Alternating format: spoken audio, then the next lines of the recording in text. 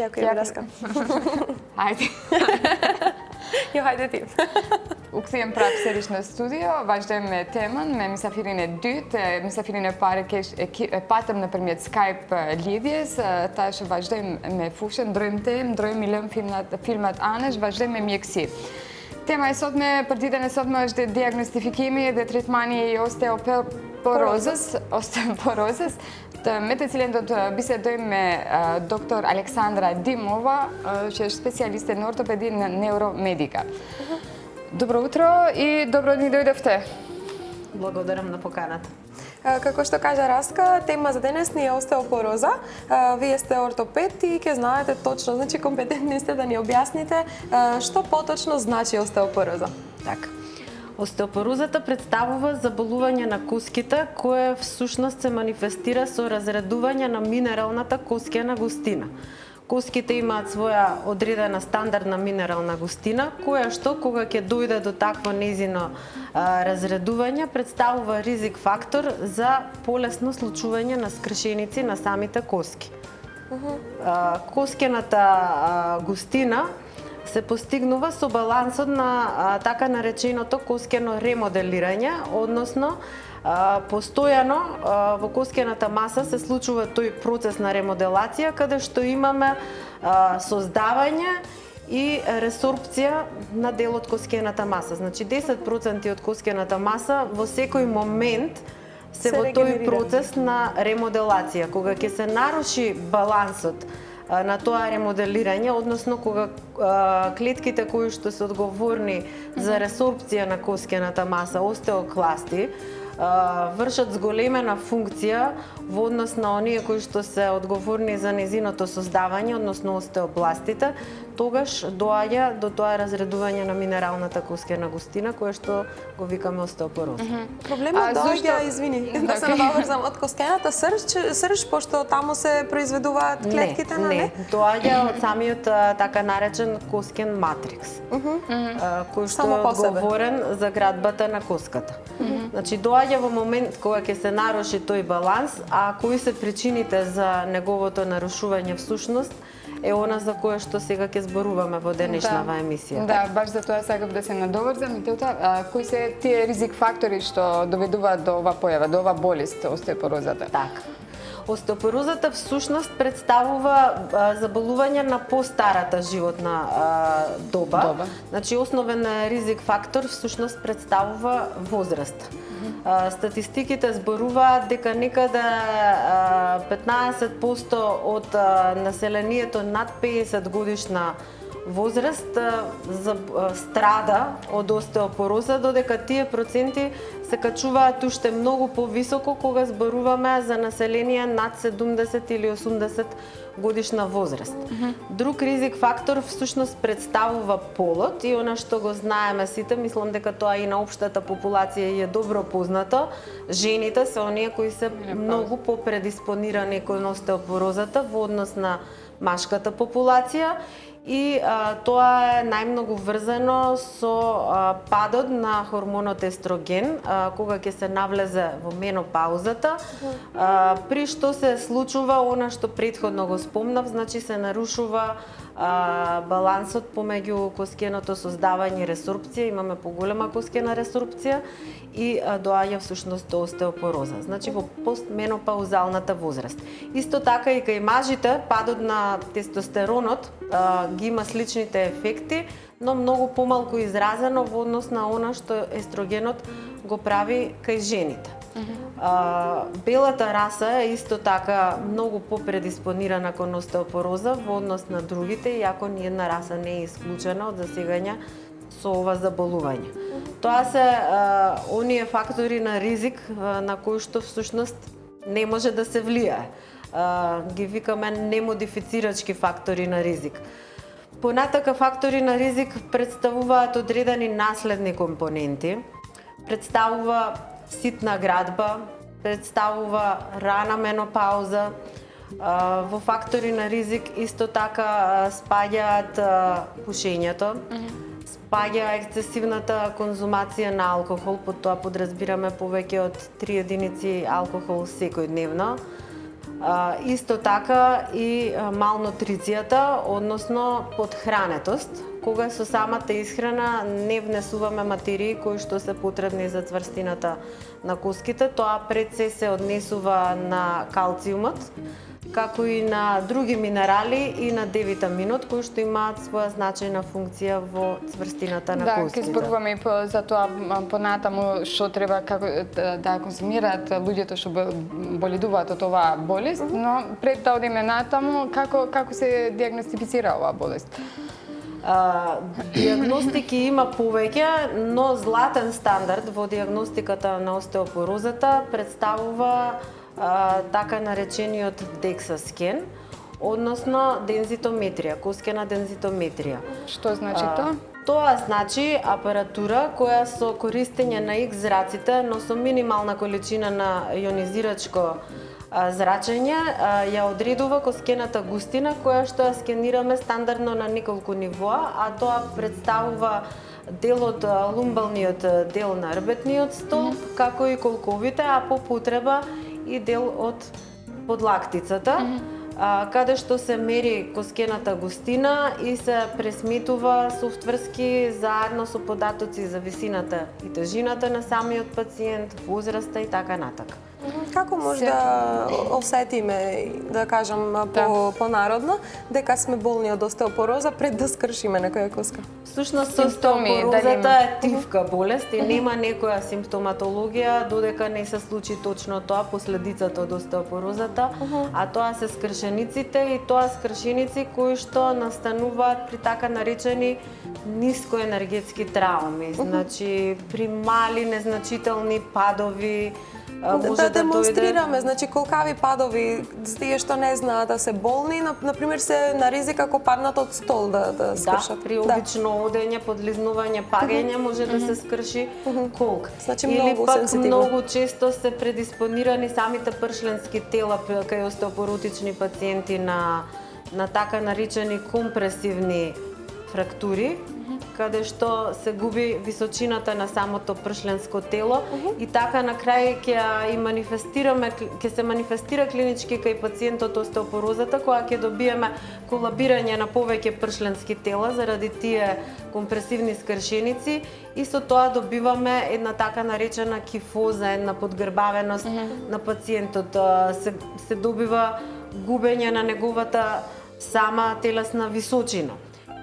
Наглите такви скршеници може да предизвикаат и силни моментални болки во грбот, синдроми на радикулопати, болки кои што одат до ушнозете и така натака. Исто така, една од коските која што е многу предиспонирана на остеопоротични фрактури е бутната коска, односно зглобот на колкот. Значи многу често кај тие пациенти при такви падови се случуваат скршеници на колкот кои што во таа возраст се сериозен морбидитет кој што понатака често бара или оперативен третман или пак доколку заради други коморбидити не е можно да се изврши хируршка интервенција, тогаш пациентот се врзува подолготрајно за лежење во кревет, се случуваат други компликации како длабока венска тромбоза, белодробна емболија и така натака. А за обична коска, значи да не е зглобот, колку време би требало да заздрави коска на пациент со остеопороза? Заздравувањето на коската е индивидуално, значи во секој случај се потребни повеќе недели, месец и пол, два, зависно за која коска станува збор. Но проблемот е што тие скршеници треба многу внимателно да се однесуваат во секојдневниот живот и да се заштитат себе си од падови. Да, спомнавме дека оваа болест некако е тивка болест, дека нема и толку истакнати симптоми. Дали се препорачуваат прегледи за постарите, за да бидеме повеќе предпазливи, како се прават тие? Токму коскената дензитометрија, која што ја спомнав и која што представува златен стандард во диагностика на остеопорозата, представува скрининг метода. Значи, не само кога пациентот ќе се доведе во фаза на диагноза, туку да речеме во една одредена возраст, значи популацијата над 65 годишна возраст, треба задолжително да направи секој почетен скрининг за остеопороза со коскена дензитометрија, доколку значи резултатите покажат остеопороза или пак остеопенија, која што е помал степен на разредување на коските, понатака по препорака на ординирачкиот ортопед ќе се закажуваат следните контроли, следните скрининзи и ќе се даде одредена терапија и препораки. Возраста не мора секогаш да се фиксираме, значи на тоа над 65 години, да, тоа за општата популација, меѓутоа ако има причини и порано треба да се направи скрининг за остеопороза. Значи ако се случуваат скршеници со вакви нискоенергетски трауми, ако постојат ризик фактори како придружни заболувања, ако пред се тука мислам на гинеколошки заболувања каде што се прави отстранување на јајниците и на тој начин се предизвикува порана менопауза кај тие пациентки. Значи кај нив многу и порано треба да се направи скрининг. Понатака кај разни автоимуни заболувања, каде што не самото основно заболување, туку и терапијата која што тие пациенти ја примаат е предиспозиција за добивање на остеопороза. Пред се тука мислам на кортикостероидите, кои што при хронична употреба и како можат да доведат до појава на остеопороза на коските. Како се третира од кога ќе се диагностифицира дека пациентот има остеопороза? Така, значи пред се да кажам како ја утврдуваме остеопорозата, значи остеопороза утврдуваме кога имаме според резултатите од снимањето со дензитометарот намалување на коскената густина повеќе од минус 2,5 стандардни девијации во однос на, тоа го нарекуваме Т-скор, во однос на она што е нормален пик на коскена маса кај една млада популација од 25 до 30 години возраст. Тоа ни е основен параметар, со тоа што во обзир го земаме и така наречениот Z-скор, кој што представува стандардна коскена густина кај популација на иста возраст како и пациентот кој што во моментот е подложен на дензитометрија и тоа ни е позначајно кај помлади пациенти, значи кои што од претходно набројаните причини ги подложуваме на дензитометриски преглед за остеопороза. Кога ќе утврдиме дека имаме остеопороза, тогаш се разбира дека таа треба да се третира. Третманот се состои во медикаментозен третман, понатака во препораки за начинот на исхрана и за животен стил. Медикаментозниот третман се состои во ординирање на лекови од така наречената група на бифосфонати, кои што особено имаат добар ефект кај пациенти кои што веќе заради остеопорозата се стекнале со скршеници на коските, додека пак постои друга група на лекови, така наречени алендронати, значи тоа ортопедот го одредува, кажува кој лек треба да се прима, на колкаво растојание и така натака. Покрај тие лекови се дава и суплементација со најчесто комбинација на калциум и Д-витамин во одредени дози кои што треба да ги задоволуваат дневните потреби за одредена возраст. И исто така советуваме да се има исхрана богата со калциум, пред се мислам на млекото и на млечните производи, одредени зеленчуци, како што е брокулата, зелјастите зеленчуци и така натака. Она што исто така битно се препораките за животниот стил, односно кај пациенти кои што имаат поизразена остеопороза и кои што се склони кон скршеници, треба да им се предочи токму таа внимателност да се заштитат од падови и од настанување на скршеници и понатамошни нивни компликации, но исто така и нешто што се вика активирање на самите коски, а тоа се случува преку активирање на мускулите. Значи, за да се стимулира таа коскена ремоделација, треба да се активираат мускулите кои што пак понатака ги активираат коските, а тоа се прави преку вежби, преку аеробик вежби, преку вежби кои имаат оптеретувачки карактер, секако не мислам тука на екстремни оптеретувања, значи раздвижување и развежбување е нешто што има потребно на таквите пациенти. Има видови на остеопороза или помалце болен и поќе болен, значи дали се разликува понекако, се категоризира? Се категоризира според она колку стандардни девијации ни е одстапувањето. Она што е некаде помеѓу 1 и 2,5 стандардни девијации, тоа го викаме остеопенија, тоа е поблагата варијанта на разредување на минералната кускена густина или нејзино губење, додека повеќе од тоа веќе е остеопороза и сега во зависност нели од тоа колку се тие стандардни девијации, толку е поблага или потешка форма на остеопороза. Исто така е битно на која возраст се јавува, значи дали се помлади или повозрастни пациентите и така натака. Она што е битно да се знае е дека коскената маса се гради уште од моментот на нашето раѓање и дека е многу битно уште во детството да се правилно хранат децата, секој од нас, да се внесуваат калциум и D-витамин нивните дневни потреби, за да се изгради тој пик на коскена маса максимално до оној момент некаде до 25-та година кога таа се формира, за да тоа ни биде еден вид на вложување во себе, превентива за она што ќе се случува на постари години. Може да се отстрани, да се излекува? Не. Значи може да се стави под контрола, лекувањето на остеопорозата е долготрајно, не се случува тоа преку ноќ, долготрајно треба да се примаат лековите и суплементите и треба понатака да се следи. Значи, отприлика еднаш во годината се прави ново дензитометриско снимање, каде што се одредува кои се ефектите од терапијата, дали таа треба да се промени, дали треба да се евентуално намали, отстрани, зголеми и така натака.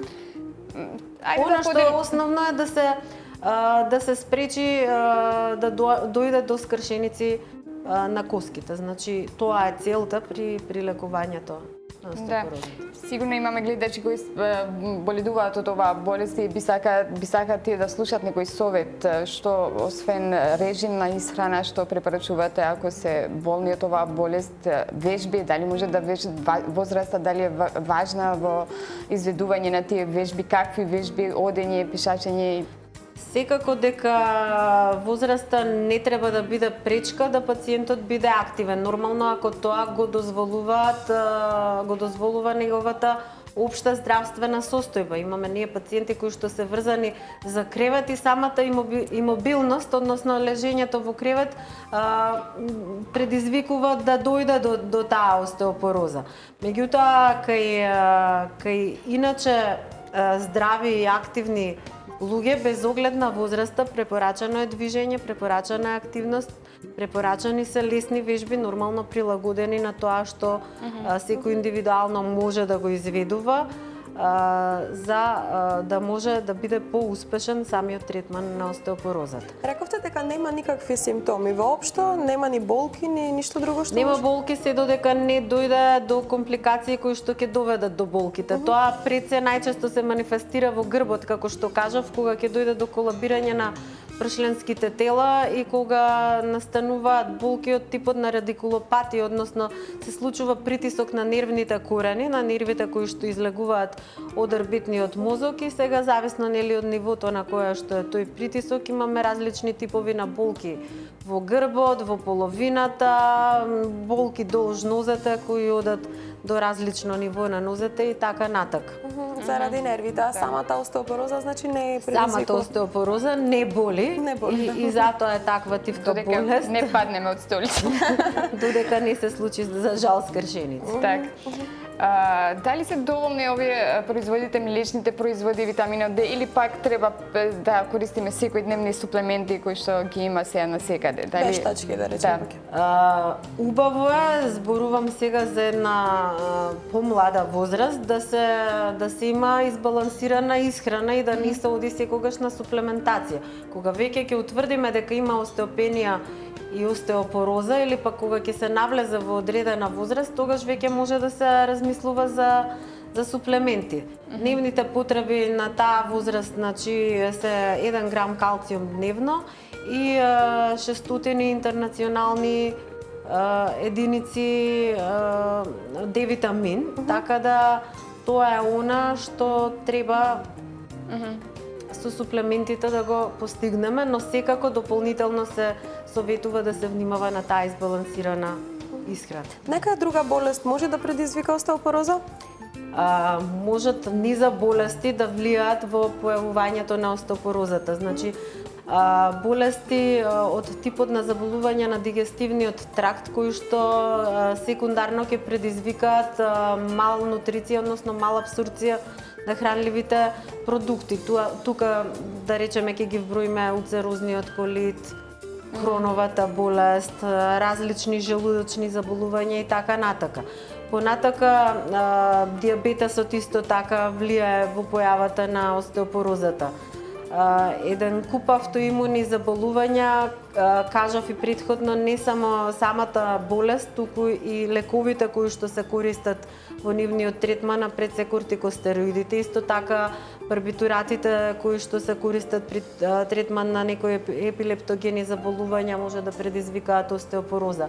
Хипогонадизмот исто така влијае во создавањето на остеопорозата. Болести од типот на хипертироидизам и хиперпаратироидизам исто така може да допринесат во појава на остеопорозата и различни заболувања на репродуктивниот систем кај жените, кои што ќе доведат до потреба од хируршки интервенции, така наречена офоректомија, отстранување на јаниците, кои ќе предизвикаат таа рана менопауза, пад на естрогенот и со тоа предиспозиција да дојде до остеопороза. Голем спектар на болести што се поврзуваат една со друга, па затоа се препорачува прегледите навреме да се прават, да се останува, барем ако се диагностифицира, да се остане на таа поблагата форма на остеопороза, како беше остеопенија. Остеопенија. Така е, токму затоа и се препорачуваат тие скрининзи веќе на одредена возраст, рутински да се направат, особено кај жените во менопауза, иако значи мажите воопшто не се исклучени, не се заштитени од тоа дека и они можат да добијат остеопороза. Мислам дека објаснавме доволно, заокруживме што поточно значи остеопороза, како доаѓа, како се превентира. Сето тоа сигурно го правите во Neuromédica. Се надевам дека ќе имаме и теми други за зборување. Фала ви многу што бевте гостин денес. Благодарам вас. Atëherë të shikues të nderuar, 20 minutat e fundit, pas shkëputjes së shkurtër, kthehemi me telefonatat sa keq ose sa janë ndikimet negative tek fëmijët nga smartphone-at ose përdorimi i rrjeteve sociale. Dhe gjithsesi, siç e tha Raska pak më herët, do të ndajmë edhe 4 bileta për Arseniku dhe dantelat e vjetra, por për më shumë detaje kthehemi menjëherë pas pauzës së shkurtër.